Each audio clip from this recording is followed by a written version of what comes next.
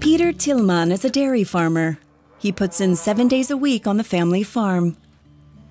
Every year, thousands of Germany's farmers give up. The job simply doesn't pay anymore. As you get older and complete your training, you wonder, is this the right thing? Do I want to do this for the long haul? And then comes the challenge of finding a spouse willing to share this hard life. To marry or quit? What are the prospects available for dairy farmer Peter Tillmann?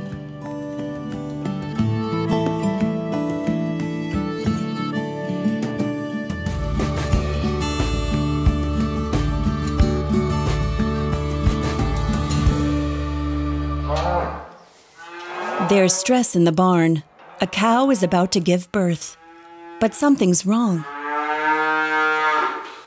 Papa? Peter, I hear you. Can you hear me? Yes, I hear you too. The calving assistant's up in the barn. Now things have to move fast. The calf is in a breech position in the womb.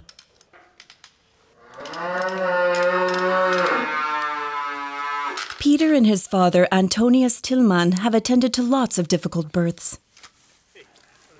When the calf comes out backwards, the umbilical cord might tear with the head and body still inside, and the calf suffocates. This turned out fine. It's rare, but when it happens, it's important to act fast. Our cows mostly calve by themselves, thank goodness. Minutes after the birth, the cow and her newborn calf are doing well. They are two of some 200 animals on the Tillmann farm in eastern Westphalia's Höxter district.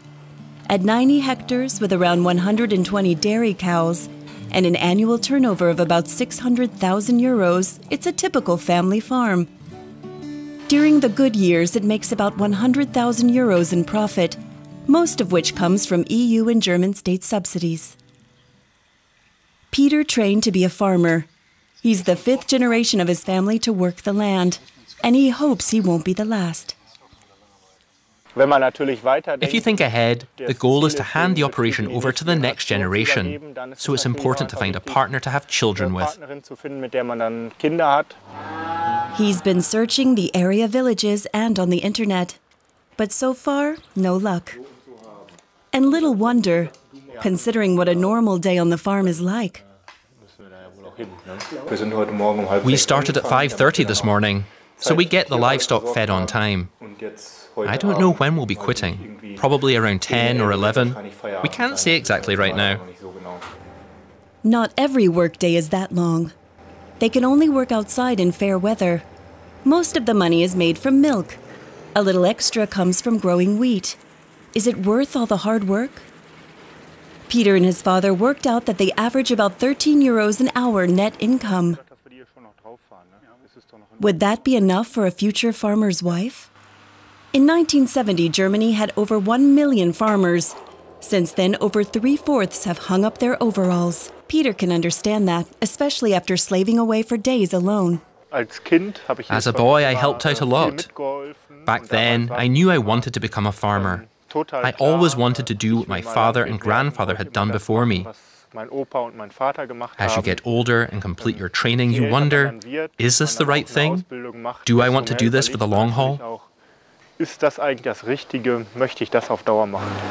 All the while, the demands on farmers keep on growing. For instance, when animals have health problems.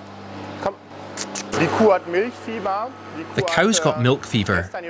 Yesterday the cow had her 5th calf. A problem dairy cattle have is not producing enough calcium in the initial stages. Especially in older cows, that's a problem. And so we gave her a little calcium injection. This is a metabolic disorder. The cow doesn't have the strength to stand up. Her pulse is fading. The calcium has to go into a vein or an artery, and that's what I'm looking for. Without treatment, in the worst cases, milk fever can end in the animal's death. At one time, it was up to a veterinarian to treat it. Dairy farmers have been taking on more and more of their tasks. The same applies to the artificial insemination of cows to induce pregnancy. It's performed at this farm about 150 times a year.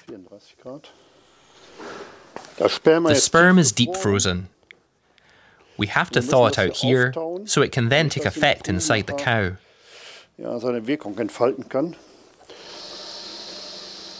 This also used to be done by a veterinarian, but that costs money, so now Peter's father takes on the task. I'm depositing the semen in a uterine horn. Right or left, it doesn't really matter. Everything has to be recorded. Every insemination, every birth of a calf, every medication administered, and whether or not fertilizer has been applied. Applications for EU agricultural subsidies are several pages long. Multiple copies of reports on environmental and animal welfare standards go to local, federal, and EU authorities. So the cow insemination went fine. Shall we put that down? They spend about 1 hour on paperwork every day. German farmers have been complaining about the red tape for years. It leaves them less time to work with the livestock, which is what gives Peter Tillmann so much satisfaction. When, for instance, he shows a calf how to suckle. Above all, nature means the fittest survive. That means some of the animals don't make it because, for instance, they don't find the teats right away and they die. But since we're keeping an eye out, we give them all the opportunity to learn it.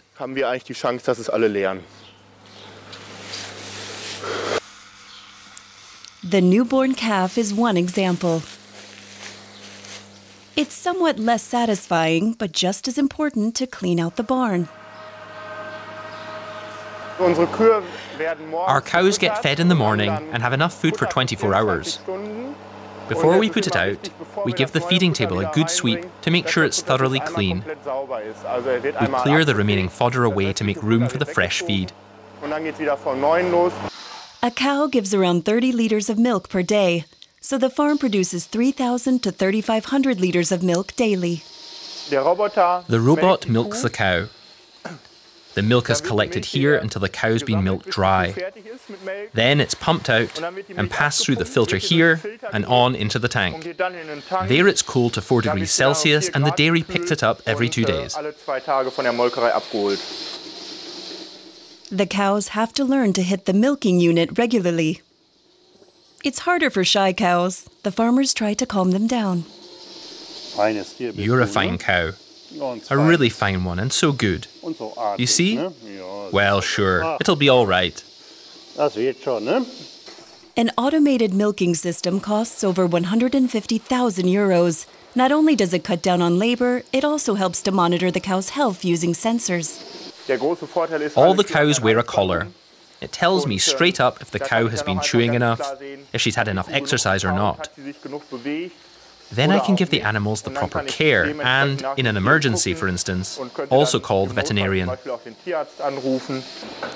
Normally, the cows do quite well. For a few years, the Tillmann's farm had been an organic one, observing very strict requirements on the use of chemicals. The new conditions demand a lot from the whole family. It only works for me now because I can do it with my father.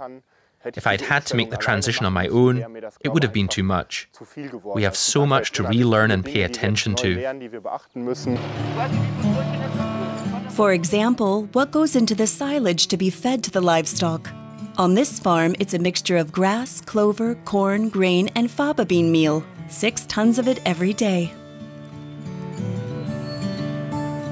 Storing the silage through the summer is an art. It has to be concentrated so it won't mold, and packed airtight so rainwater won't contaminate it. And then, a catalogue of legal restrictions on silage has to be observed for the protection of the environment and the livestock. It's one thing to produce organic milk, another to sell it. Lots of customers want organic milk. Someone has to buy it. It costs a bit more. We notice that's a problem. People don't like to spend the money for it. Like most German farmers, the Tillmanns have conservative values. On Sunday, Antonius Tillmann attends Catholic Mass in a nearby town. Father Peter Joachim ministers to the congregation. He used to work as a student pastor in Dortmund. He sees faith and nature as closely intertwined. They celebrate Thanksgiving very differently here than in the city. There it's always very present, but on a meta level, more along the lines of solidarity with the poor and so on. That's all and well and good, but here you sense very directly, wow, I live from this. But now back to the farm. The Tillmanns have some news. In an advanced training course, Peter met 26-year-old Elisabeth Speinle from Bavaria. She also grew up on a farm, and she studied agronomy. She and Peter have decided to move in together. It wasn't an easy decision at all, especially since I'll be giving up quite a lot at home. I've built up the farm so much the past few years, and of course my parents, grandparents and siblings will be far away, not just around the corner. They're a few hundred kilometers away now. But all that was outweighed by the dream of building a life together, and independently of Peter's parents, with whom they're also living for now. First of all, we'll have to give the place a complete makeover and get everything in its place. There's lots of room for ideas, thank goodness. I'm not moving into an already finished apartment, and then we both really want children, and we'll probably get started on that sometime next year. Yep. Peter is taking over the farm's management. Until now, he and his father made all the decisions together. In the future, Elisabeth will also have a say in matters. I'm totally looking forward to it. I'm overjoyed. But of course, we'll have to see how things settle in here. Living together is one aspect, and working together on the farm is another. We don't yet have a clear idea of how that'll work out in the long run. Peter Tillmann is used to uncertainty. Fluctuating milk prices, cattle giving birth and falling ill, changeable weather and bureaucracy. But now he's looking forward to a whole new life on the farm, with Elisabeth at his side.